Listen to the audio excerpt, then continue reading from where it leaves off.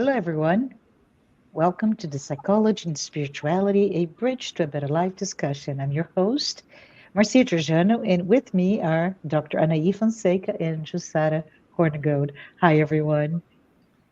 If this is the first time you're watching this podcast-like program, please note that our program, the Psychology and Spirituality weekly talks, are based on the works by Joanna de Angelis, and they're here for us to offer you, me, a safe space to confront, compare, correlate, and expand spirituality concepts from a psychological lens. We're here today to talk and perhaps bring along with Joanna de Angelis insightful content from her books, but some tips and real world advice so that all of us can lead a better life. But today, Dr. Anahy Fonseca and Jussara Korngold, it is so good to have you here because we're going to discuss how can we get to have a better sense of self, a better emotion, state of emotional well-being, right? And before we get to it, I'd like to recognize the organizations that are sponsoring this program: TV Mansão do Caminho, the United States Spiritist Federation, the International Spiritist Council, and AMI Brazil. And before we get started properly, let's please take a moment to hit subscribe if you haven't already done so.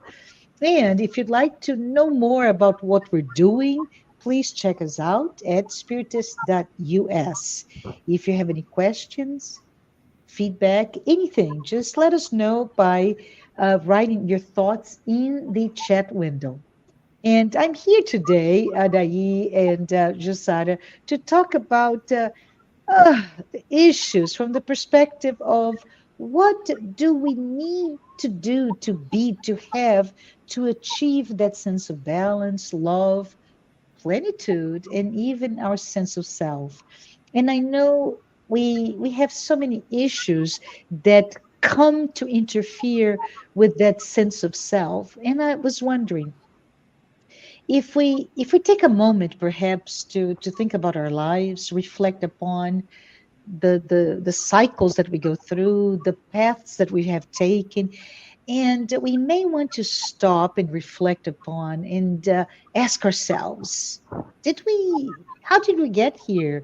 Did we plan? If we did, what were the elements that led us to get to where we are now? What were some triggers, some perhaps culture norms, expectations that shaped us to what we are today? And if we did not, why not? Was it a safer, easier path? But I just want to all of us to imagine that we are all in this together. What am I talking about? I'm talking about a world that is so fluid, such there's such ambivalence, such complexity. It's not easy to find the right path. So I wanted to uh, talk to us today, and I'm just going to bring an image for all of us to take a look. So what is this image about? It is a sculptor rising from a piece of rock, right? This could be marble, but this sculptor is with a hammer just taking away, chiseling all the unwanted pieces of that rock from within. So it he moves from out of that, taking away from himself to become the final image. I think that is such an amazing image. It's really a half sculpted, right? And I would like to propose that we look at it as the image of all of us, the mortal being.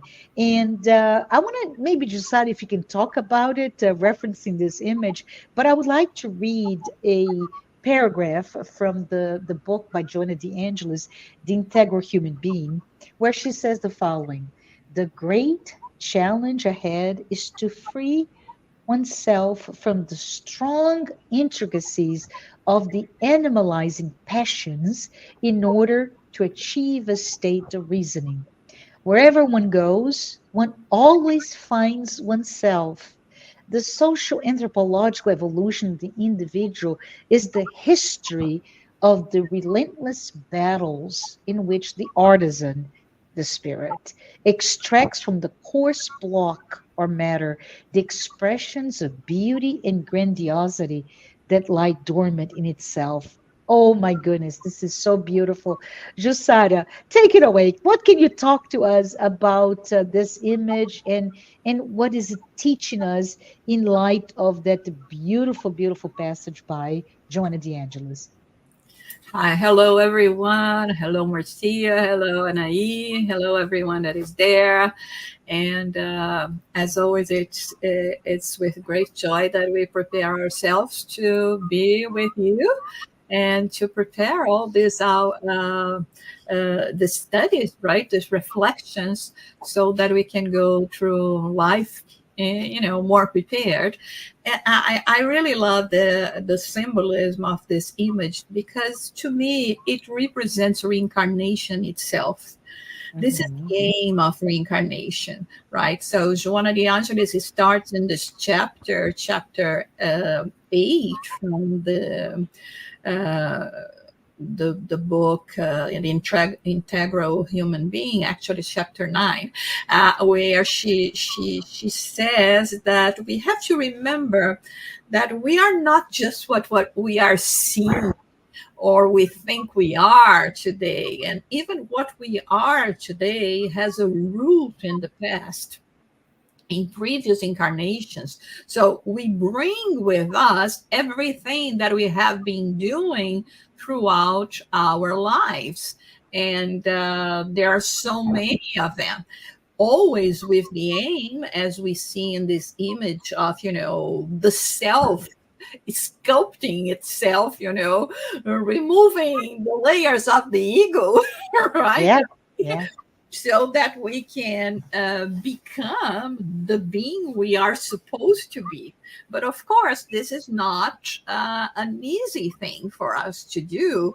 And we bringing from a Tavik knowledge, understanding, customs, so many things like we bring during our lifetimes, it becomes a challenge, because sometimes we do have the possibilities of reading ourselves from the excess, from that which is not allowing us to present ourselves in the grandiosity that the spirit can present itself, because we, um, as stubborn beings, we want to stay in the comfortable zone, and which not necessarily works in our favor. So I think this is why it is so complicated still for us today, even having the knowledge.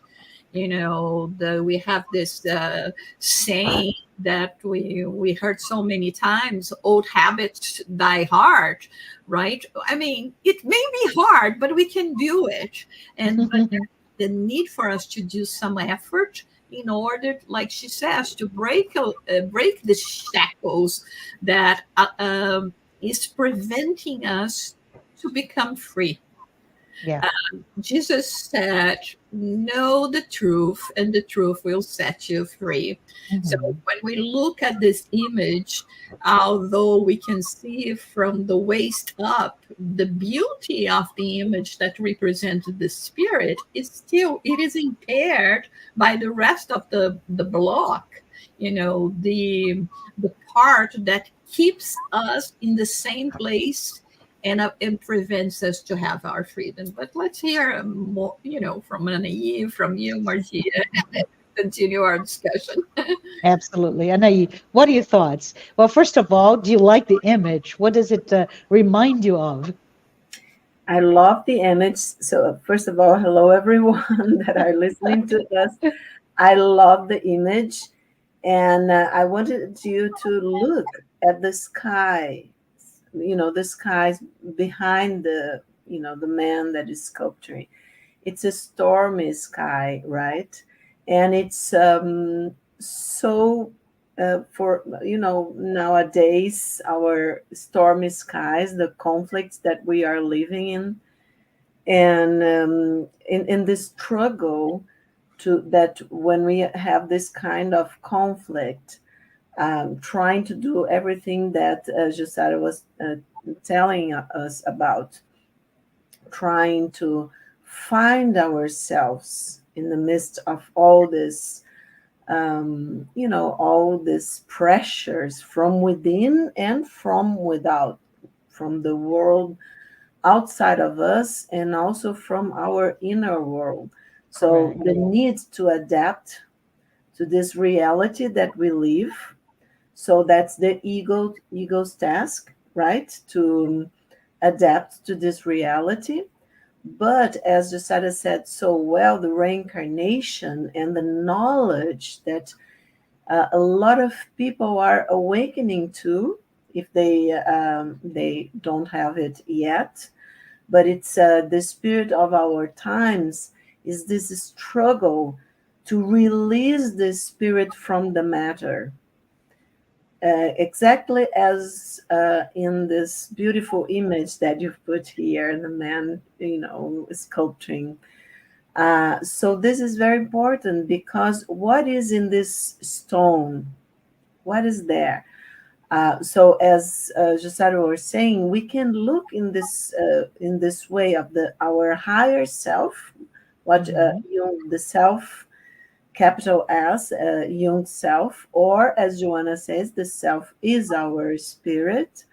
So our spirit having this opportunity by living through many lives, through many lives, having these opportunities, living different personalities, so having different experiences to free, or we can think to give light, give birth to the divine that is within each one of us, because we are all children of the source of life that we call God, right? So divinity is within each one of us as children of this fountain of love and life and creation that we call God. So to free all that we are, to evolve, as Jussara was saying, to learn, to make this divinity glow within, to be able to create a better reality. You were talking before, Marsh, about plenitude, right? Joanna talks so much about plenitude, inner peace, wholeness, right? We can think of all of this as synonyms. So, how do we achieve that? We are talking about a journey, a common journey that each one of us are in this transition. We are living this life here at this moment, growing consciousness towards the spirit, actually, as exactly as Jussara was saying. So we can look at this image from the point of view of the spirit, trying to free all the divinity that it's, trying to let go of the, Jussara said so well, of the passions and primitivism that we live each time, because our ego is going to leave this in the beginning. We have to adapt to this world that it's not yet, it's coming, we are coming there, but it's not yet, the world of regeneration that its spiritist knowledge talk about, that we won't have to suffer so much anymore because the spirit will be freer than it is now. We are going to be, of course, all the spiritual values are going to be much more active in each one of us, so we won't need the the law of the universe, the cosmic consciousness will be much more active in each one of us, so we won't struggle so much. Of course, there wouldn't be any more need for wars, for the search of power, because the real power is the power. It can sound naive for some people, but actually it's a wisdom, right? That It's given, Jussara was talking about Jesus also, it was given by him and so many masters and high spirits that came to help us. Okay, but of course we have the gospel that we cannot seem to, up to our days, put in practice and really understand with the spirits, and not only with our egos. But anyway, Mhm. so to free ourselves, Joanna talks about ethical values and reason, to be able to free ourselves as the sculpture is doing from all this primitivism and really express the spirit. Go ahead. No, I just want to say, because it's such an impactful image here, where the raw block, right, that the image is freeing himself from, to me evokes a, there is a uh, harshness to it, because it's almost like I am killing myself a little bit, or I am becoming vulnerable by attacking myself, which that in itself can be understood quite difficult, right? How come you're going to become better by taking away pieces of you? And I think from that, from a symbolism perspective, this is exactly what you're saying. And in order for us to be free, in order for us to just take that burden that we carry, the baggage that we carry from this life and past experiences, right? We need to be able to look at ourselves and see, this does not belong to me, right? I'm going to go through the difficult, the harsh work of diluting, taking away, chiseling out of myself anything that it's no longer needed, because I have indeed evolved or transformed into something else. So I just wanted to say that, because that image is quite strong to me, from that perspective, in the perspective of reaching that one, the day that the image will be completely free, which is that sense of fulfillment, the sense of plenitude, or the sense of I've reached the highest peak of my spirit that is still evolving, not only now but for many, many lifetimes. There is a question we have to ask ourselves. Mhm. How are we using this hammer? Yes, yes. Am I using it with the sentiment of, responsibility, understanding, or am I using it with hatred and resent? And aggression, right, Josara? And Yeah, exactly, because yeah. as Joanna de Angelis says here, a lot of our rebelliousness comes from myths that we have in the Mhm. past, that we always have a superior force that's Uh-huh. to be there just to punish us. And I think many of us, if not now anymore, but definitely in the past, Mhm. we had this question: oh, if there Mhm. is a God, why do I have to go to all this work, all Yeah. this effort? Why did this God created me, perfect? Right? I don't want to go through all things. If you're perfect, everything is wonderful. Why do I have to go through all the work? And we completely misunderstand or do not understand the concept of free will. So I imagine that it would we would definitely encounter, especially at the beginning of our incarnations as human beings, more of this hatred and rebelliousness and fear, right? Because if I don't do something about it, definitely I'm going to be punished. But we do that because we are going to be punished, not because we realize, we acknowledge that this is the way to do things. And then in time, the more we free ourselves, the more we carve it in, right, to release the being. I think we go to a transition where, although I recognize that there is an effort to be done, and yeah, I may question sometimes, or even ask for a little help, please. Uh, but we will do that with responsibility, Mhm. knowing that at the end, when finally we will be able to accomplish, freedom in this sense, we will look behind and say, "Oh my God, how wonderful it is that I did it!"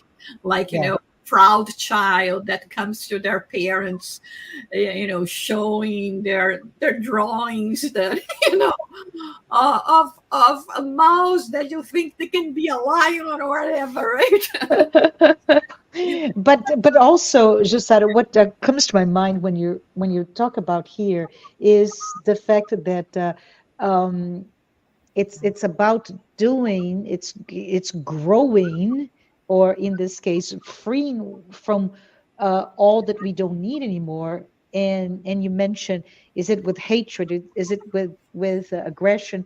And I'm thinking here that why not, as strong the blow it is in that image, can we talk also about the fact that we perhaps should do that with love, self-love, right? And which is hard, right? To grow into something I am not yet, to grow in the, again, metaphorically speaking, from that raw material into a beautiful, well-established figure, in that case of the sculptor. But I was wondering, and maybe Anna, you can talk a little bit about it.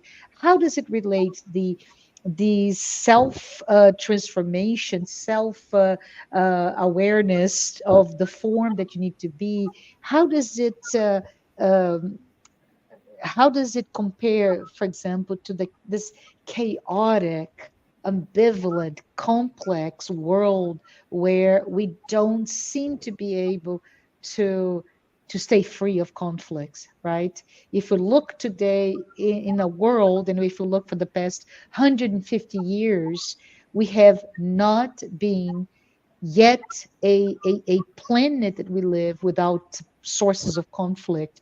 And the conflict, is it from inside out or outside in? What do you think, Anahy? Well, I'm thinking here, listening to you guys, um, that one of the things when I looked at that image, okay, Hmm. remind me about Michelangelo's David, the Yes. statue, Yeah. and remind me that somebody asked Michelangelo how was he able, because Mhm. it's considered, I think, one of the most beautiful sculptures created by man up to our days, right?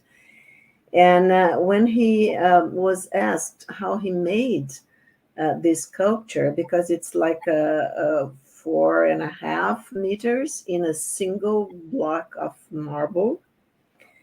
And we know that it's in Florence in the Arts Academy. So when we know that Michelangelo said it was easy, look at that. He said it. Okay, we are talking about Michelangelo, right? But we are all, looking at him. And well, we all wish and we hope to be like a Michelangelo sculpturing the stone. I want to talk a little bit about the symbol of the stone, to free our souls, our spirit, as Jussara was talking about. So Hmm. Michelangelo said, well, it was easy. I spent a long time looking at the marble until I saw David in it. Then I took the hammer and the chisel and removed everything that wasn't David. Look at that. So I was going to say that in that image, we can that you've put, Marcia, for us to think about. The sculpture can be, as Jussara said, from the point of view of the spirit. So the self, the spirit, Mm-hmm. living many lives, right? To grow, to evolve, and to this path of evolution that we are heading towards divinity, towards the source, towards God. But and of course, I agree with that. But from the point of view of the ego, the image, because there's always in this duality, because we are here, we are spirits incarnated in the matter. So we are at this moment in a duality, ego and self, or higher self, as some people call it. Okay. So we can look from the point of view of the self, capital S, the spirit, as Jussara did, and we can look from the point of view of the ego. So the sculpture, if the sculpture is the ego, Mm-hmm. in this life, as you were talking about, okay, trying to free what from the stone, Yeah. and doing all this effort and struggling so much. And if we don't know what we are doing in this life, then we get Mm-hmm. lost. We get everything that you said was talking about: resentment, hatred. We are manipulated from outside, of course, because we don't know exactly, as you said, that Jesus said, know yourself, and this knowledge will set you free. So, and if we don't know, if we lose ourselves, if we don't know what we are trying to free from the stone, then of course we are going to be manipulated, we are going to be lost, we are going to be depressed, anxious, and all of the many things that we are seeing nowadays, unfortunately, in many people. So I was thinking about, okay, let's think that we are like Michelangelo. I Oh, it's love it. easy. So easy. But look at what he says, and I love to hear you guys about that. I spent a long time looking at the marble until I saw David in it. So, and David, it's a biblical figure. We know that David and Goliath and all so this effort so that the king, the higher wisdom can grow within us. So if we are like the ego, and Jung says that you have to really pay attention to this higher consciousness within yourself. And I'm thinking now that spiritist knowledge tells us a lot about prayer, about meditation, right? I would love to hear Jussara talk about that, because then I made an analogy as being all of us being like Michelangelo, looking at our stone, okay, in it, like in the sculpture that is only that the sculpture would be the ego from this point of view, looking at the stone and trying to see David in this stone, okay, and trying to free David. And for us to think together, I just wanted to give you a little bit of what Jung talks about the symbolism of the stone. So Yeah. I will quote him. Yeah. Stone symbolizes something permanent that can never be lost or dissolved, something eternal that some have compared to the mystical experience of God within one's own soul. I think this is so beautiful. So if we are trying to find God, its representation, I think what Joanna is telling us, and Jesus told us all the time with the gospel, the path that we should follow me, right?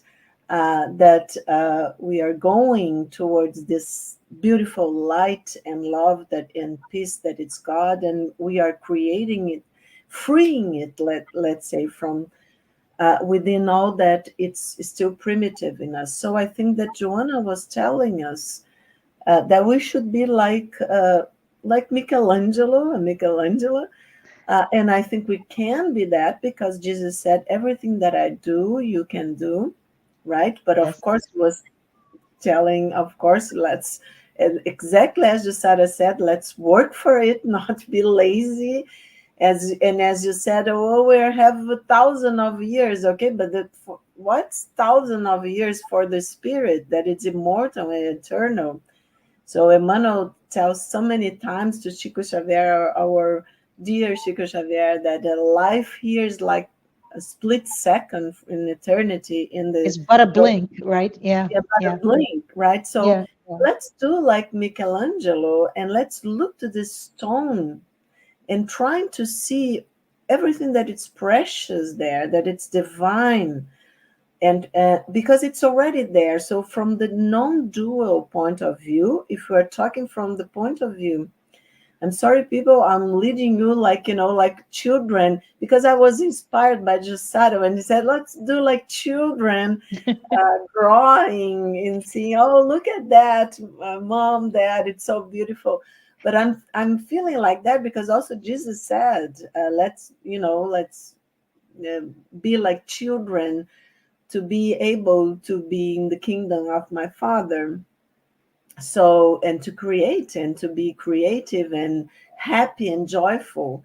So I think we should work like sculptures of ourselves, and we can do in a sense of looking at the spirit, trying to free, and grow, exactly as Usada said, from different incarnations, and also from the point of view of the ego, trying to free the spirit, trying to find the spirit. So I think we are talking from the psychological point of view of what we call, all as Jungians, we call ego self axis. So Mm-hmm. it's a conversation, is an axis that it links the ego, that our personality here in this life, our consciousness here, and the self and our spirit, as Joanna de Angelis says. So let's make this conversation, let's deepen this conversation. Let's make it more powerful, more conscious, and so that it can go both ways. Mm-hmm. That was my suggestion. I would love to hear you guys. What do you think about that? Yeah, Ju, before you come in, I just wanted to say what comes to my mind with this discussion. It's to look as Michelangelo, like look for David, but look for within the divine that is in all of us, that divine spark that was never outside of us. It's inside, but boy, we are so lost. We, most of us are so lost. It's a world of so much information, so many inputs that come to us all the time. There's so much expectation to survive, and I just can imagine from a sense of a definition of the ego, right? The ego, we're trying to protect us and be able to and be able to fulfill all the demands of this external material world, this life that we live, and yet we have it all. The answers are within, right? The David can be found in this very messy or very hard rock or stone that it's going to come out of it once we pay attention to it, once we take the time to look for it. And I love what you said. Let's be Michelangelo and say it's actually easy. It's easy, right? Let's do it with love, self-love, with forgiveness for all the things that we have not attended yet or not ready, right? Not ready to chisel out yet, but maybe tomorrow I'll be strong enough to get that piece out so I can be closer to my divine essence. But Ju, I would love to hear from you as well. Yeah, this is basically what Jesus came to do, right? And what Mm, the answer is always taking us through this path by mentioning him, by mentioning his examples and teachings. And the thing is, since we are not even midway, right, and we are still questioning the purpose, why all that difficulty, and being resentful with God and everyone and the world, and blaming the world, and blaming people for all the adversities that we may face. I'm going through that because that person did that to me, so I have to retaliate. So we can get into a path of so much hatred and resentment that we can lose ourselves. Yes. And to the point where we will think about giving up. So instead of keeping on, building up, in the sense, removing what shouldn't be there anymore, keeping us stuck in the ground, we will look at it more like a game that we do not want to play anymore. Like a spoiled child, we will say, I don't want it, I'm not going to do it. And we will even come to the point where we will self-annihilate ourselves. Yes. Through suicide, and this means having to start all over again. So all the work that I have done, everything that I have to achieve, here it is, your block of marble, brand new. So you have to start all over again, go through all the experiences again, or at least catch from where you began this last experience, because this is the work. This is what is going to make you become brighter and better, right? But it is so hard. And and in this chapter, this is what Joanna de Angelis is talking about to us, to make a plan. I love the way she ends it, because she says, for us to achieve a specific goal, particular that of peace, of becoming whole, right? We need a planning.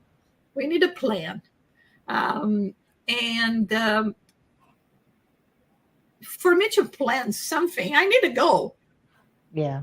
To have this goal, I have to have self-awareness.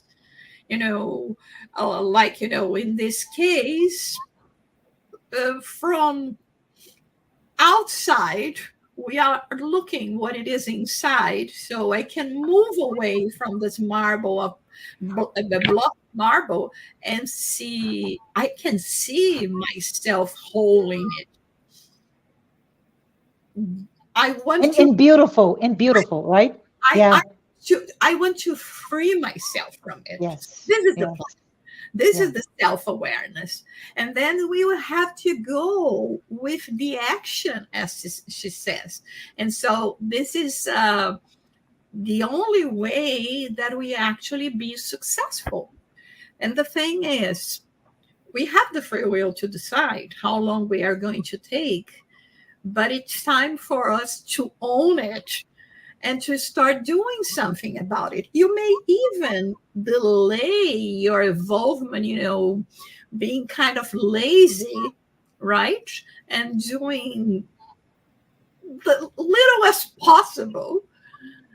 But if we at least keep moving forward, and every time we try to go further from this idea of freedom, of responsibility, of the beauty that represents the immortal spirit, we should pick up ourselves up again and say, no, I'm not going to give myself to those kind of emotions that are so destructive to me, and that also can provoke so much destruction. That this is what we see when neighbors fighting against neighbors, right? And wars becoming a reality, and us just giving up to dismay, not believing that yes, we are in control. I have the hammer,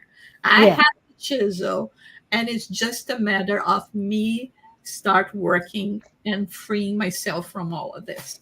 I think the word that comes to my mind is courage, right, Jussara? The courage, because as we know, um, we are the only self-aware animals today, right? We talk about intelligence found in, I don't know, dogs and cats and dolphins and whales, etc. So there is a intelligence that makes us not the only beings intelligent, but we're the only self-aware inhabiting this earth. And I think it is so easy to be quote unquote drunk in living a life of illusions, or living a life of looking at different narratives outside of our own. So I just want to perhaps go back to Anahy and ask you, Anahy, when Jussara talks about, we have to have the courage. Well, it's my word, but do we have the courage to go into this journey of self-awareness? Can you talk a little bit about perhaps those stories that we tell about ourselves, those myths, those narrative, and how important it is for us to take a look at it from a psychological perspective or Yeah, psychological maturity perspective? yeah, because the myths of all people, as Joanna de Mm-hmm. Angelis says, they represent projections of our personal and collective stories, Mm-hmm. and the feelings and the emotions and the memories. So they all are projected onto these characters and stories, and they are ancient in our psyche. They are, Mm-hmm. really in the collective unconscious. Okay, and so we share all of this. And I think Joanna de Angelis also, I was listening to Jussara, and it reminded me that she also says we have a word in Portuguese for missing, but it would be translated, I think, better as longing, right? Yes. So what I think is that she says that it's like the new myth that we give so much attention to outside things and people and Mm-hmm. achievements of others. Exactly as you said, we kind of got lost from ourselves.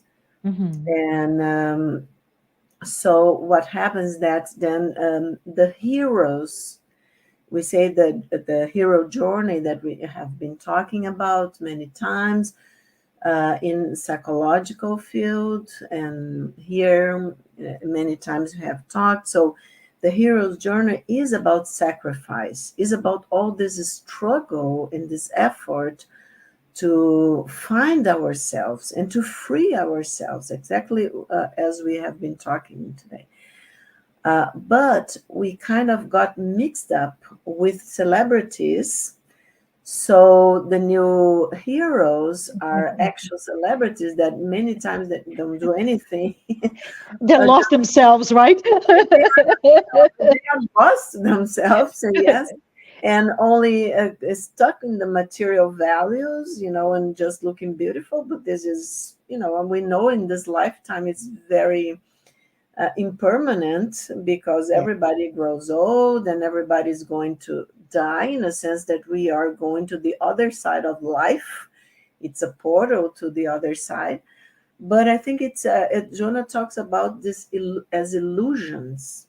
Mm-hmm. So the new myths that we are many times are illusions, making people like lost in what is really important. Because if we are not connected to the hero within ourselves, that sculpture that we were looking at, the Mm-hmm. effort, the struggle, and exactly as Jussara said, so we have to, make this effort.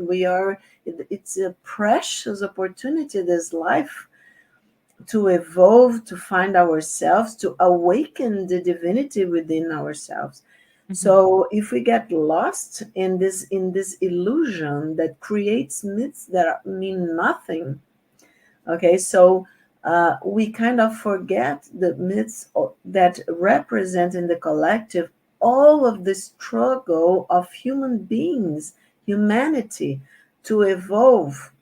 So everything that we have been living this past hundred of thousands of years, it's not wasted actually if we today realize how precious it is, how many people, wonderful souls, gave birth to us so many times, if we talk about reincarnation, Yeah. so that we are here now with this precious opportunity learning.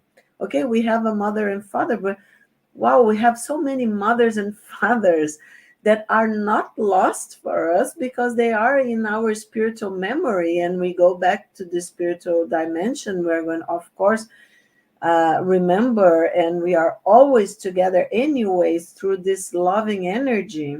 Because, as I always tell you guys, that I love that word, that faith is the wisdom of the heart. So Jung says that the heart remembers. Yes. So maybe my ego is not remembering everybody that it's waiting and that is cheering. Ah, yes, yes. Like Jussara said, bring me your, drawings that look. I want to draw like Michelangelo, but okay, now here in this life, I'm Not drawing yet. yet. But for people that loves us in this life and also in the spiritual dimension, everything that they are helping us. They are, saying, yes, go ahead, you can be a Michelangelo. So they are with us. We are never alone, never alone. Oh, Because so all this, beautiful. Yeah. yes. So I think, Martha, that Joanna de Angelis is saying this longing for peace, for inner peace, that is all about us loving ourselves, respecting ourselves, paying attention to our own stones to free the divine within ourselves. So Joanna says that this longing for peace is making, it's like a paradox, because a lot of people are so material and so lost, but at the same time, that's so beautiful in the spirit, because she talks about deotropism, I think it would be, in so this movement towards God in the soul. So we have, it's Latin word, right? I don't know, I'm not sure how would be the translation to English, but she talks about this inner force, that the spirit is attracted to the source that we call God, to the source of Hmm. love, life. So we have to trust this wisdom, this inner wisdom. And she says that this new myth is also all about this longing for peace that is growing inside of each one of us. And when there are people enough with this feeling, then the vibration would be totally different. And I do hope Joanna is happy with us. Of course, she's helping us too, but happy with us. And as I hope Duvaldo is, with our effort of talking about her wonderful teachings for people in English, so that we can reconnect, have this strength and this faith from the heart, that we are able to be like Michelangelo and to free our souls. Absolutely. I think we're at the very end of our talk today, and some of the topics are the difficulty and how lost we often feel that we are today, how perhaps in those narratives, those stories, those myths that we look forward, it's very much an archetypical image or projection, right, of that the hero's journey. And but we don't know who's the hero. We are the hero. And it requires courage to have the journey. And many times we prefer not to face ourselves, instead to believe in the world of illusion. So here is our invitation for the courage to chisel away and bring from inside out the beautiful David that it is all of us. Josara, yes. Yeah, just one thing that I would like to clarify. We are all in favor and admire, talented celebrities. One of you was mentioning, of course, just not to be any kind of misunderstanding, is, what in the world would refer to as 15 minutes stop, Okay, right, yes. 15 minutes span of, of fame. Uh, because we acknowledge, and we have been talking about one of them today so much, Michelangelo. He was a tough person to have a relationship with. Of course, as a genius, they all have their uh, quirky way of behaving, right? But we we have to recognize talents, the diverse talents that we have, and in this case, I think it is time for us to look at ourselves, to look ourselves in the mirror and say, "I am a celebrity." Because Oh, I love it. what is Yeah, more than that, right? yeah. So this is beautiful. I really appreciate. I'm leaving today with a warmer sense of how do I need to go into this inner journey, the road less traveled, right? To go into it with courage and traverse it with that mindset of the hero's journey that we all have inside of us. We have what it takes to to be brave and to conquer ourselves, to get to that sense of infinite happiness and the sense of well-being that it's here, it's at our fingertips. So with that, I want to say thank you both, and we'll talk again next time. Thanks, everyone. Bye bye.